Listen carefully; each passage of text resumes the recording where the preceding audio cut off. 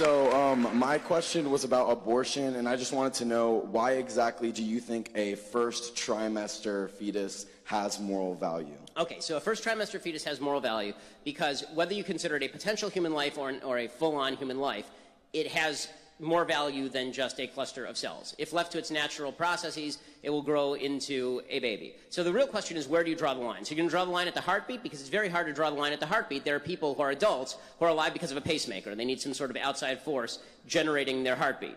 Okay, are you going to do it based on brain function? Okay, well, what about people who are in a coma? Should we just kill them?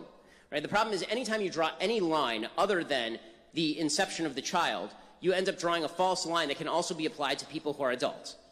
So either human life has intrinsic value or it doesn't. I think we both agree that adult human life has intrinsic value. Can we start from that premise? I believe that sentience is what gives something moral value, not necessarily being a human alone. Okay, because, when you're asleep, can I stab you? I'm still considered sentient when I'm asleep. Okay, if you are in a coma from which you may awake, can I stab you? Well then, no. I guess not. I mean, I'm glad you answered that, because I have no interest in actually murdering you. But that's still potential sentience, and it's still a potential. I agree. It is potential sentience. You know what else is potential sentience? Being a fetus. The issue with that. The issue I have with that, though, is that if I'm in a coma and I'm not doing anything to anyone, I'm not causing any issues amongst the world. Whereas an unwanted child may or may not be a burden to people. Okay, well, there are lots of people who are unwanted, right? I mean, there are lots of people's parents who are unwanted, right? We're a bunch of college students.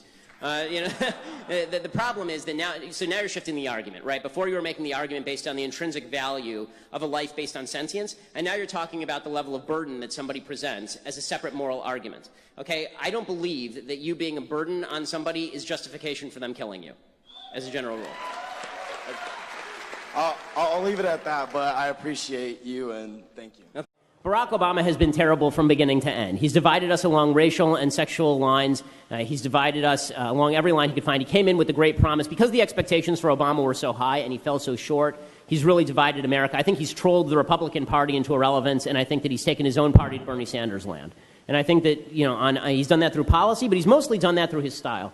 When Obama was elected, there was this great hope that he was finally going to help conciliate the greatest conflict that has ever torn the nation, the racial conflict, right?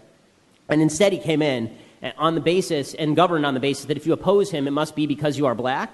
And if there are imbalances in terms of equality, that is inequity, right? Inequality equals inequity. So if more black people than white people are going to prison proportionately, that must be because people are racist. It can't just be because too many black people are committing crimes, right? So by doing that, he's divided people along these lines.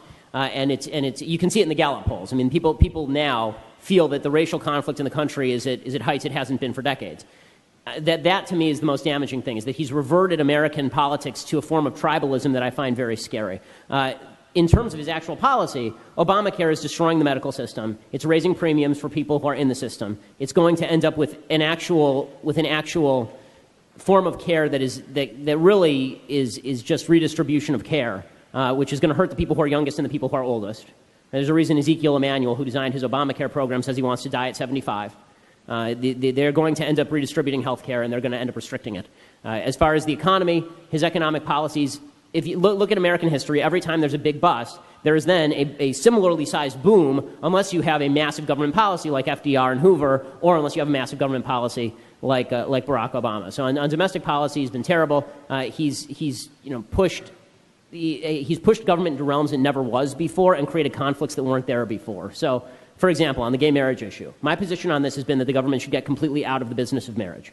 I think the government sucks at everything, and they suck at that too. So,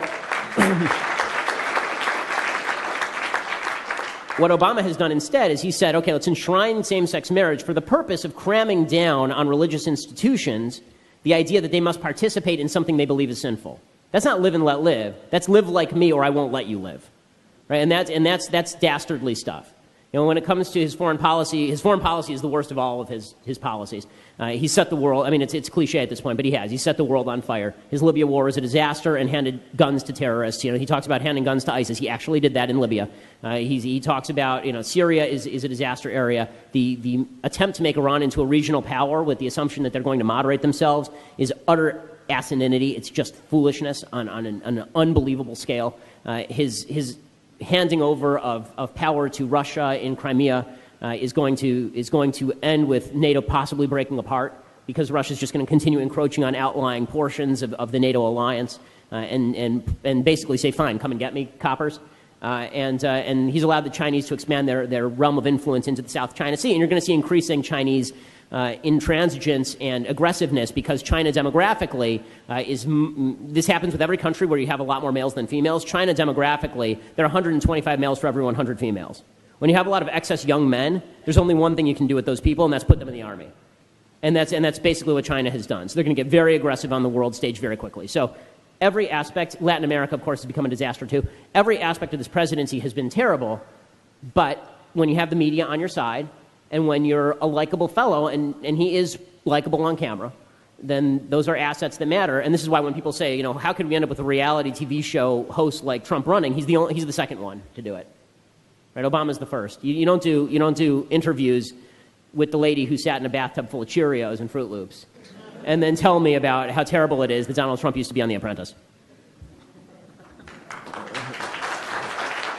Be gender specific, and this would be the final. We can end, no more voting, no more debate. This person has the ultimate opinion, because this is the ultimate victim of this evil Western civilization that must be torn down piece by piece.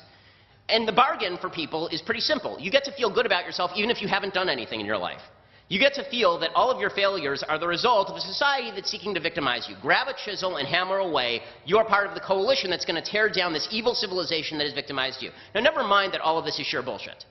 Right? Never mind that none of this makes any sense. Never mind that when people talk about white privilege, in the United States it doesn't make sense for a variety of reasons, including the fact that the majority of people on welfare in the United States are white, including the fact that the people with the highest average household income in the United States are Asian, which is weird.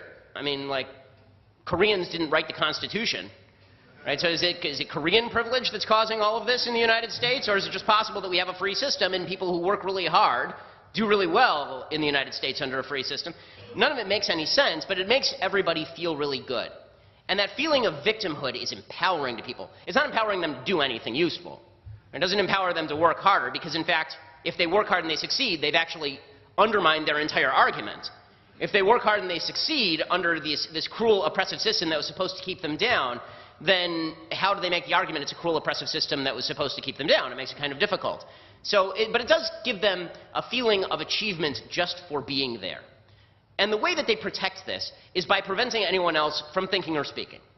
And so they use language like white privilege, and then they use the microaggression culture. Now, the microaggression culture is specifically designed to make people into mewling babies. That's what microaggression culture is designed to do. So microaggressions, as you all know, because most of you are college students, microaggressions are this idiotic notion that if someone says something to you that you find insulting, mind you, it doesn't have to actually be insulting, but you find it insulting, subjectively. Right? If you find it insulting, then you have been microaggressed. Something deeply evil has been done to you, and you have every right to be upset and angry and blame the system and cry about it. Right? That's what and we have to ban them. We have to do everything we can to wipe that out of people. We have to have diversity training so that people must never speak. We become like a monastery from the 14th century. You just sit around and you stare at each other. But it's all pretty because it's ethnically diverse, but it's really quiet. That's what microaggression culture is designed to do. These small actions or word choices, as Jonathan Haidt over at The Atlantic says, that seem on their face to have no malicious intent, but that are thought of as a kind of violence nonetheless. Now, what's dangerous about this is not just the attempt to silence, it's the language itself. So microaggression is not just something insulting. When I was growing up, we didn't have this stupidity. I'm not that much older than you guys, but we didn't have this stupidity even 10 years before you were born. We just used to call it an insult. And then we were told to grow up because people insult each other. But the microaggression language is different, because microaggression language suggests that there is an actual aggression taking place. Something aggressive has been done to you. Never mind that it wasn't purposeful. Never mind it wasn't even accident. Never mind maybe never even happened. The bottom line is something aggressive has been done to you. And you know what aggression calls for? It calls for an aggressive response. It calls for you to shut down debate. It calls for you to storm stages. It calls for you to get violent with people. And so things that are completely and utterly anodyne, right? If you say something like, I'm colorblind to somebody, this is a microaggression, because how could you not acknowledge your own white privilege? I'm colorblind actually means you're racist, right? If you use he and she, right, this is offensive to transgender people because you're not using made-up words like she and gjubi, right? These are microaggressions, because even if you legitimately didn't know the sex of the person you're talking to, or you did know the sex, but you didn't know what, like you're meeting the person for the first time, you have no idea what in their own mind they are. If you do that, then it's a microaggression on a cosmic scale, and this calls for aggression. Now, and this has actually resulted in violence, not just in attempts to shut down speeches, you know, by somebody who I really dislike but has every right to speak, Milo Yiannopoulos at Berkeley, or attempts to shut me down at DePaul University or at University of Wisconsin or at Cal State LA. It's getting to the point where it's bleeding up from the university level higher up into sort of the leftist group. About those statues. Oh no, I fully understand that. If I were a black taxpayer, I wouldn't want to pay for the upkeep on these statues either. Yeah. I mean, I get it. I totally get that. And listen, all I'm saying is that it's a local issue. I think I'm the only person on the left, on the so-called left, who hasn't spoken tonight about this. First of all, with respect to Alice and John and everyone, this is not a local issue. This is an issue about America's history, a national history that affected millions of Americans. 600,000 people died in the Civil War. It was the bloodiest war in American history. 50,000 people died at Gettysburg, 20,000 at Vicksburg, 20,000 at Antietam. We can't celebrate the history of a man named Robert E. Lee or Jefferson Davis who took up arms against the United States of America. I don't know where everybody else draws the line, but I can draw the line there. You can distinguish. It is very possible to distinguish what Robert E. Lee did and what Jefferson Davis and Stonewall Jackson did from what Thomas Jefferson and George Washington did. George Washington and Thomas Jefferson, though they were slave owners, never took up arms against the United States of America. And for a president of the, it is treason. And for a president of the United States in 2017 to endorse treasonous, traitors, murderous, racist, and to celebrate that is unacceptable. And anyone who stands up in favor of that is, in my opinion, is not respecting the true culture of what America is supposed to represent. All right, I've got to get to the break. So, but also we're going to talk about this because a Missouri lawmaker is saying that she hopes Donald Trump is assassinated. So I'm back now with my panel, and yes, we talked about all of this during the break, all of us here. But I want to move on now and talk about a Democratic Missouri state senator from the University City posted that, this is in St. Louis, posted and then quickly deleted this Facebook thing saying she hoped that President Trump would be assassinated. Senator Marie Chappelle Nadal, she came to prominence during the whole Ferguson and Michael Brown situation. She quickly took it down. The U.S. Secret Service and in the St. Louis field office investigating, and both Senator Claire McCaskill and the chairman of the Missouri Democratic Party have called on her to resign. What do you say? There's no excuse for that. There's no reason for that. Clearly, this is an emotional issue. Clearly, when this started over the weekend, we could see things bubbling over. Unfortunately, I think the president from the get-go didn't handle this correctly with regard to not coming out completely unequivocally denouncing hatred and bigotry and racism, and he dropped the ball. But what that has done, that has created a ripple effect of emotions and conversations and discussions, and this is where we are today. Yeah. Look, the president should own his own words. He's responsible for his words. And she said, the way I responded this morning was wrong. She told the Star, I guess the newspaper, I am frustrated. Did I mean the statement? No, I am frustrated. Absolutely. The president is causing damage. He's causing hate. She should be responsible for her words like the president's responsible. Well, at least, and I don't in any way think what she said was right, but at least she had the courage to say she was wrong. This president never says he was wrong. This is a president who got up there last year during the campaign. But you're not making excuses for her. I'm not making excuses for her, but I'm saying this is a president who got up there last year during the campaign and spoke about Second Amendment remedies in case Hillary Clinton was elected, which was a clear threat of assassination. But he never admitted he was I understand wrong. that, but this is whataboutism. Yes, you're right about all that, but still, she's... No, you're right. It's wrong.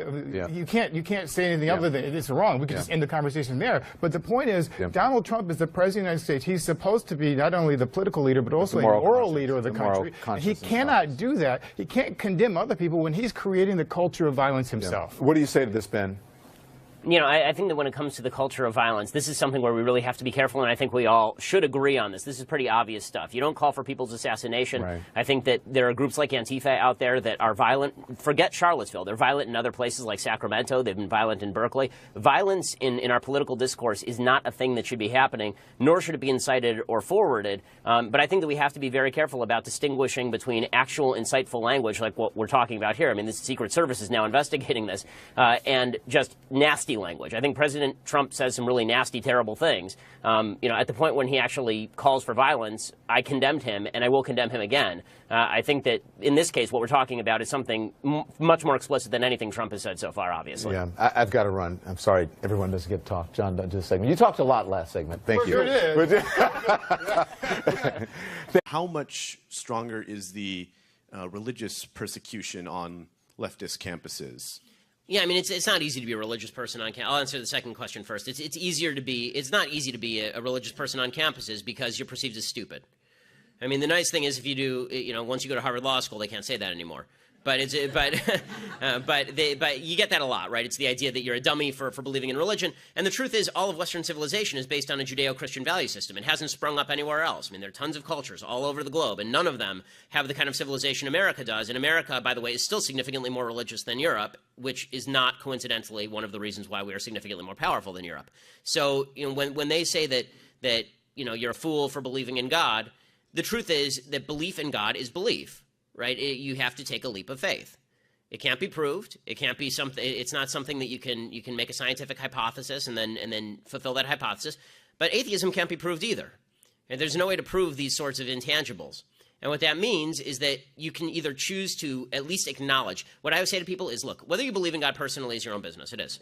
I don't really care particularly. As a religious person, I care about your soul. But as a political person, it's your own business. I don't care.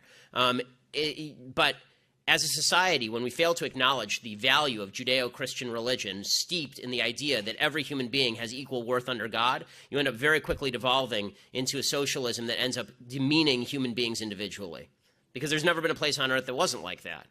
The fact is that the collective takes over. People worship. People are made to worship. And we will either worship God or we will worship the state. Or we'll worship ourselves. Right? Those tend to be the three choices. You're either a libertine, or you're a communist, or you're a conservative. Those are sort of the three choices.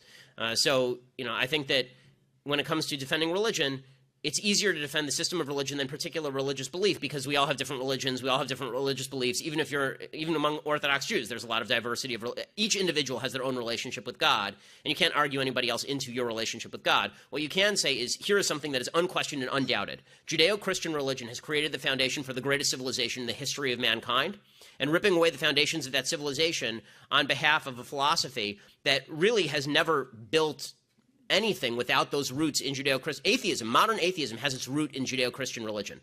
It does. It doesn't exist in the Islamic world, right? Modern atheism, the freedom to be an atheist, only exists in the West. It only exists in the Judeo-Christian world. The freedoms that the left bases its whole worldview on are within a milieu that was created by a religion it despises. You can't just take a battering ram to the foundations of civilization and hope the superstructure stands. So that's my answer as far as God. For introducing me to Harambe memes. Well, that's his memory. Last week, John Oliver used his show as a call to arms to support Planned Parenthood because Republicans have the House, the Senate, the White House. Do you anticipate pushback within the Republican Party if the pro-life movement tries to move forward with its agenda in the next 2 years? I mean, this is a really good question. I'm not sure how committed Donald Trump is to, for example, reversing funding for Planned Parenthood, right? He said early in the primaries that he liked Planned Parenthood. He thought that they did some good work.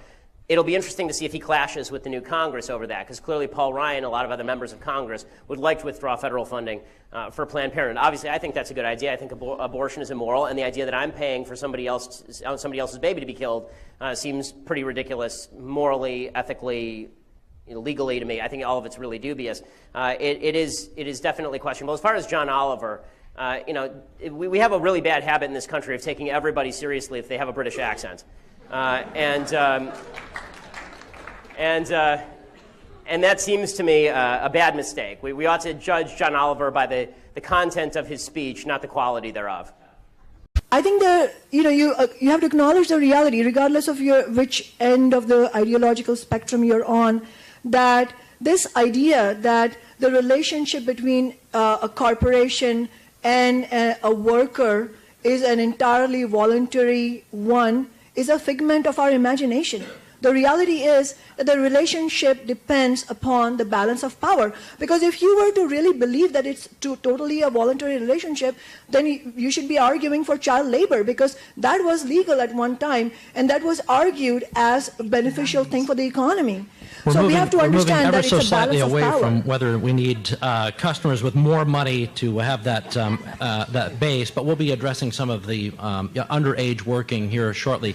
Ben? Yeah, I mean, I'll refrain from talking about child labor, especially given the fact that the rationale for child labor laws is that children are incapable of consent, right? I mean, that's the rationale for child labor laws. Although your child did appear on television last night. She did, without her consent, but I will tell you that she immediately joined SAG-AFTRA. The rationale for child labor to be legal was that children are exploitable, more exploitable. That's why businesses wanted it, and people had to fight against it. Isn't it businesses may want it, but the fact is that the children are not capable of consent, which is why the legislation was appropriate from all ideological points of view. In terms of whether basically this trickle-up economics, this idea that if you pay people $15 an hour, it will help the general economy, it's evidencing a differential point of view with regard to how money is invested and what makes your life as a consumer better. The truth is that Mother Teresa did less good for the world than Bill Gates, as a general matter. Because more people gained their jobs through Bill Gates, more people have a product that Bill Gates created, more people's lives have been bettered through Bill Gates. Mother Teresa did a lot of wonderful things. But the reality of the situation is that what makes your life better than people's lives were 50 years ago is all the new products and services developed by all the rich people who hire you. All of you out there who I'm sure are not rich, are you working for a poor person right now? Who is hiring you? Who's paying your salary? Unless you're working for the government, and even then you're not working for a poor person, you're paying for the rich people who actually pay the taxes that pay for you to work for the government. So this idea that economic growth is a function of people making $15 an hour versus $14 an hour is simply not true. The reality of the situation is that what makes the economy grow is new products and services that make your life better and which require millions of dollars in research and development. And as far as the point that was made about the salary of the CEO of Walmart, all I can say is this. Walmart has approximately, they're the biggest employer in the country. They have something on the order of 2 million employees across the country. Let's say we agree that 20 million is too much. And let's say that we cut that salary to zero. Great, we just gave everybody $10, right, for the year. So let's stop pretending that the vast wealth imbalance inside Walmart is causing poverty for people at the bottom.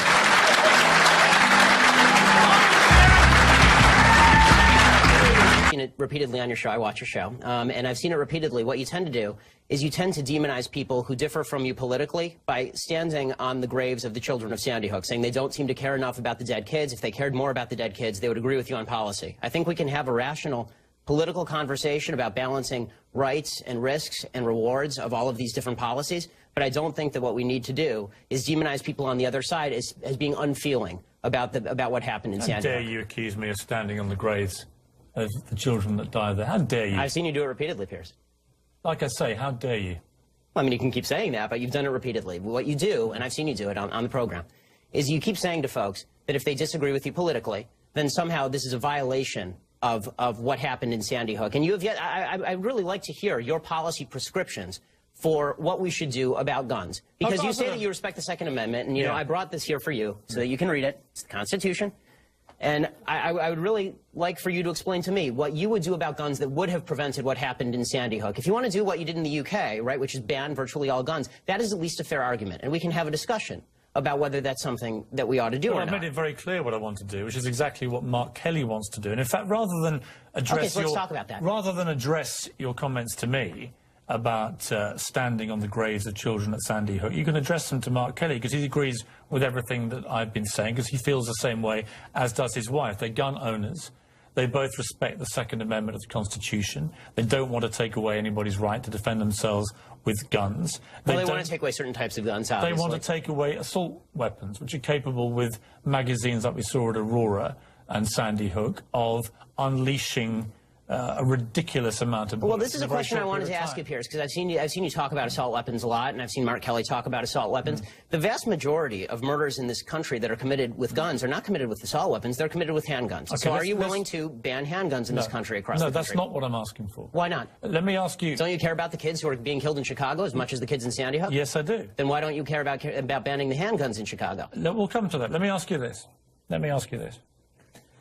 What was the weapon used at Aurora in the movie theater? It was an assault rifle, sure. Okay. What was the weapon used in the Oregon shopping mall? I believe it was an assault rifle, correct? Okay. What was the weapon used at Sandy Hook? It was an assault rifle. What was the weapon used at the incident around Christmas when the firemen were lured to their deaths, the New York State firemen? And bought illegally? That was an assault rifle. Right, so the last 4 mass shootings in America were all the assault rifles. And the vast that is the reason, Mr. Shapiro. And you can smirk at me, and you can laugh at me. I'm not smirking. And you can accuse me of standing on the graves of dead children. And being a bully, yes. But that is the reason that people like me and Mark Kelly and Gabrielle Giffords want to have assault weapons like that removed from civilian hands. Your passion on the issue doesn't really justify the rationale for why you want to ban assault weapons, but not handguns. You don't understand why we want to remove the preferred weapon of choice, these killing machines, from the hands of deranged young men. All I'm asking is for you to be philosophically consistent. If what you're worried about is the removal of killing machines from the hands of deranged young people, then maybe we should talk about a blanket gun ban. And let's get to what the left really wants here. And you say that you're for the Second Amendment. Why is it about left or right? Because in Britain this never is about left or right, this issue. Why is it here? Well, we can talk about Britain in a second. I think the reason that it's about left and right here is because fundamentally the right believes that the basis for the Second Amendment, and they believe in the Second Amendment, the basis for the Second Amendment is not really about self-defense and it's not about hunting. It is about resistance to government tyranny. That's what the founders said, and that's what the right believes in this country. Which tyranny are you fearing yourself? I fear the possibility of a tyranny rising in this country in the next 50 to 100 years. Let me tell you something, Piers.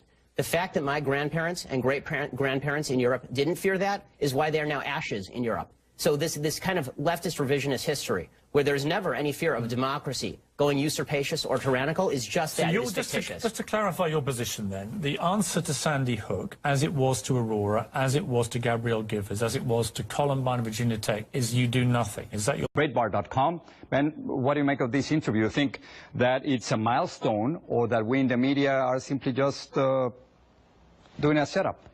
I'm happy for Michael Sam because he's being who he wants to be, and that's wonderful. I do think that the media is overblowing it because the media has a particular purpose here, and that is anytime the media senses a milestone, the milestone is directed against people who don't exist, namely this great vast number of people apparently who hate Michael Sam and hate gay people. I don't think America is a homophobic place. I don't think that Michael Sam is going to see much difficulty in the NFL. In fact, I think the NFL is already celebrating him, and I think that the vast majority of the American people look at this and they do exactly what they're supposed to do. They shrug and they say, I hope he's a great football player. But don't you think the NFL is a homophobic place? They don't even have just one openly gay player. Well, how about this? How about we identify the actual individual homophobes within the NFL and then we all condemn them as opposed to worrying about an institutional bias that nobody seems to be able to actually document. But do you think the NFL is ready for this? I think the NFL is absolutely ready for this. Clearly, Missouri was, and Missouri isn't exactly the main state college of liberal arts. I mean, Missouri is a very red area of the United States, and his teammates on the campus obviously didn't think it was a big deal. I think it'll be fine for him in the NFL, and that's why I like what Michael Sam said. Michael Sam actually said, I don't think this is a big deal or really should be a big deal. I agree with him. I don't understand why the media makes it a big deal, and I'm wondering, after he comes out and after he's accepted, is the media now going to move on to this next, the first gay jockey? Are we going to move on to the next, the first gay hockey player? Because the goal of the media in all of this is to create this bugaboo of the American populace as vastly homophobic, hating gay people, and therefore it is a massive challenge for any gay person in public life to come out. That's simply not true in America in 2014. And when the media portrays it as a great act of heroism for anybody to come out, look, I'm an Orthodox Jew, okay? I wear my yarmulke here on television. That doesn't make me a hero. I don't believe America is an anti-Semitic country. I don't believe that America is an anti-gay country. Okay, so if it's not a big deal, for instance, Vice President Joe Biden, he just sent a tweet about it, and First Lady Michelle Obama, she said the following, you're an inspiration to all of us. We couldn't be prouder of your courage, both on and off the field. This is not something that you would find every day coming from the First Lady or the Vice President of the United States. Right, it's politically motivated. The reason that the First Lady and the Vice President of the United States do this is they are implying that there is some sort of vast conspiracy to keep people like Michael Sam out of public life, and that's simply not true. Look, if you want to portray Michael Sam as Jackie Robinson here, then you actually need a Ben Chapman. You need somebody on the other side who's speaking out against Michael Sam and saying it's so terrible that Michael Sam came out of the closet, it's so terrible to have gay people in the NFL. I'm still looking for that human being. Not precisely a conspiracy, but wouldn't you say that there's a lot of discrimination in this country against gays and lesbians? I would say overall there's a vastly minute amount of discrimination in this country against gays. The FBI statistics show there are about the same number of attacks on Jews in this country as there are on homosexuals, and this is not a country that discriminates against either Jews or homosexuals. And when we do find somebody who does discriminate against homosexuals, they should be called out by every person of good-hearted intent, as they are in the United States in 2014. This is not 1952. All right, so let's listen to another voice. Former NFL coach Herman Edwards. He said the following to ESPN. Let's listen. The thing you talk about in the organization with the GM and obviously the owner is, can we handle this guy? Can we handle the media that's going to come along with his situations? He's bringing baggage into your locker room. So this kind of talk is real. I mean, we're not making that up. So, well, yeah, that's exactly right. But there's a difference between saying that he's bringing media baggage in and saying that his sexual orientation is the baggage. Tim Tebow brought a lot of media baggage, too. That's probably why he's not working in the NFL right now. And it is true that because of all this commotion, because of all this hubbub, because Michael Sam chose to reveal his sexual orientation in the New York Times as opposed to going to his teams individually and talking with them, there is going to be an enormous amount of baggage brought into the locker room. But that's a different sort of baggage than the idea that just because he's gay, he's not going to get hired. So talking about baggage, what do you think is going to happen during the draft? Do you think he's not going to be chosen simply because of what he did in the last 24 hours? No, I mean, I think that probably there will be some teams that pass on him because they don't want the publicity associated with picking Michael Sam, but I think that he's going to be picked pretty close to where he was going to be picked anyway, because bottom line is, in America in 2014, thank God, this is a meritocracy, and I think that you look at football teams, and if they feel that Michael Sam can play and play well, they'll pick him. Ben, so you think this is a non-story? I'm thinking of many young students, young players, who are seeing this story today as we speak, and they're just finding the courage to come out, to say, this is who I am.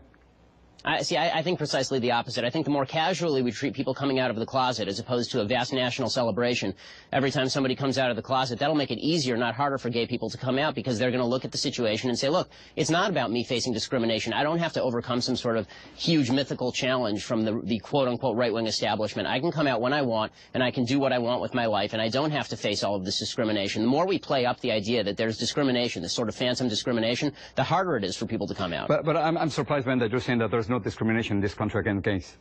I'm saying that compared to other countries, there is a minute amount of discrimination in this country against gays. Hey, Ben, thanks so much for talking to us. Thanks so much. I really appreciate it. What's going on, Ben? Love your program. Love all that stuff. Oh, thank you. I appreciate it. Absolutely. I think as kind of a millennial conservative, constitutional conservative, one of the biggest threats and one of the hardest things to respond to from people on the left is when they talk about the utopia of the Nordic countries, because they are oftentimes armed with a lot of facts in regards to the efficiency of their public programs and things to that effect. So how would you recommend responding to those claims of the utopianism of the Nordic countries? Okay, so the first thing that's important to notice about the Nordic countries is that the Nordic countries are, by and large, extraordinarily ethnically homogenous. So they're not comparable and culturally homogenous as well. So Vermont looks a lot like Norway. Right? Bernie Sanders' philosophy works in Vermont and it works in Norway, but it only works for a temporary period of time because Vermont doesn't have its own defense budget, and really neither does Norway. Right? We've been paying for the Nordic countries' defense budgets for a long time. Also, it's worthwhile noting that the taxes in these countries are extraordinarily high, and the countries are going bankrupt anyway. So for about a 15-year period, 20-year period, the Nordic countries have been experiencing extraordinarily slow growth, which has led them to actually elect more right-wing governments on economics and deregulate their economies, because it turns out people don't like paying twice the amount that it costs for a normal car. Right? The income tax rate in places like Denmark for middle-class people, not for upper-class people, for middle-class people is like 60%.